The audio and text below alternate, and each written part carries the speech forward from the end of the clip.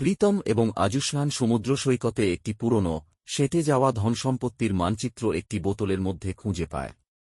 তারা উত্তেজিত হয়ে সিদ্ধান্ত নেয় যে তারা মানচিত্র অনুসরণ করে একটি ধনসম্পত্তির খোঁজ শুরু করবে।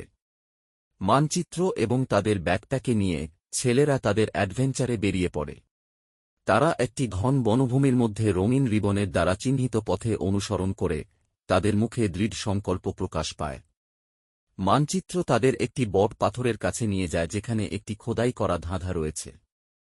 তারা একসঙ্গে ধাঁধাটি সমাধান করে পরবর্তী সংকেত উন্মোচন করে।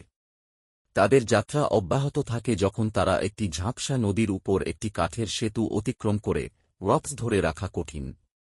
অ্যাডভেঞ্চারটি তাদের একটি লুকানো গুহার প্রবেশদ্বারের কাছে নিয়ে আসে যা একটি জলপ্রপাতের পিছনে লুকানো। গুহার ভেতরে তারা একটি ধনসম্পত্তির বাক্স খুঁজে পায় যা সোনার মুদ্রা এবং চকচকে রত্নে পূর্ণ। ছেলেদের মুখ আলো হয়ে ওঠে যখন তারা তাদের অবিশ্বাস্য আবিষ্কারটি উপলব্ধি করে। ধনসম্পত্তি নিয়ে বাড়ি ফিরে এসে প্রীতম এবং আজুষ্মান তাদের পরিবারের দ্বারা উল্লাস এবং উদযাপনের মাধ্যমে অভ্যর্থিত হয়। তাদের সফল ধনসম্পত্তির খোঁজ দিনটির আলোচনার বিষয় হয়ে ওঠে এবং তারা তাদের সাফল্যের আনন্দে মগ্ন হয়।